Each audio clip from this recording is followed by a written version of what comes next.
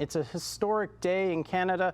The Pope has arrived for a 6-day visit. He's expected to deliver a long-awaited apology to Indigenous people for the Catholic Church's role in the residential school system. Al Sweeney joins us with more. Pope Francis is calling this a penitential pilgrimage. His plane touched down in Edmonton early this afternoon, and tomorrow he's expected to make the apology people have been waiting for. The Pope's flight from Rome landed early this afternoon, flying the flags of the Vatican and Canada. On the ground, the Pope was using a wheelchair because of leg pain. He was greeted by First Nations leaders, along with Canada's first Indigenous Governor-General, Mary Simon, and the Prime Minister.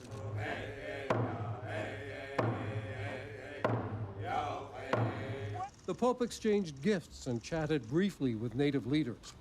On the plane, the Pope said to reporters, "Let us be careful on this journey, which is a trip of penance. Let's say that is its spirit." A statement on his Twitter account said, "I hope, with God's grace, that my penitential pilgrimage might contribute to the journey of reconciliation already undertaken." The Pope's visit follows the tragic history of more than 150,000 First Nations children who faced abuse in residential schools, more than 60% of them run by the Roman Catholic Church. He is deeply seized by the fact that terrible things have happened in the past, perpetrated in many cases by people who were representative of the Church. He said this is just a horrible thing which has left him, to use his words, feeling shame and indignation. The Pope apologized to First Nations leaders at the Vatican earlier this year. There had been calls for an apology in Canada, but no response until hundreds of graves were discovered at residential schools in Western Canada last year. That led to searches for graves at other residential schools, including the former Mohawk Institute in Brantford, run by the Anglican Church. The graves brought national and international attention to the residential school abuse.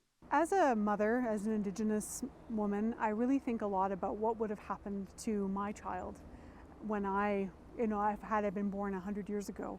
And the thought of these children dying far away from home, often sick, perhaps they were buried in a grave that had a little wooden cross, but their parents sometimes didn't even know that they had died.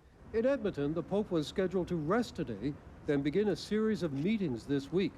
The Pope's itinerary includes a visit Monday morning to the former Ermineskin Residential School in Alberta, where he'll meet residential school survivors and is expected to deliver the apology.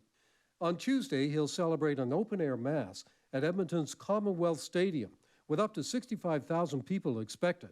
For Wednesday and Thursday, he'll fly to Quebec to meet with First Nations leaders. Then Friday, he'll fly to Iqaluit in the Arctic to meet residential school survivors before returning to Rome. There's a debate over the value of an apology, but one First Nations leader and residential school survivor, Chief Robert Joseph, says the apology will be a confession, an admission of guilt, leading others to understand what happened to First Nations children and allowing people to heal. And there's one symbolic thing people will be watching for when the Pope speaks this week. When he delivers the apology, he's expected to speak partly in the Ojibwe language. That's one of the languages First Nations children were forbidden from speaking and could be beaten for speaking when they were forced into the residential schools.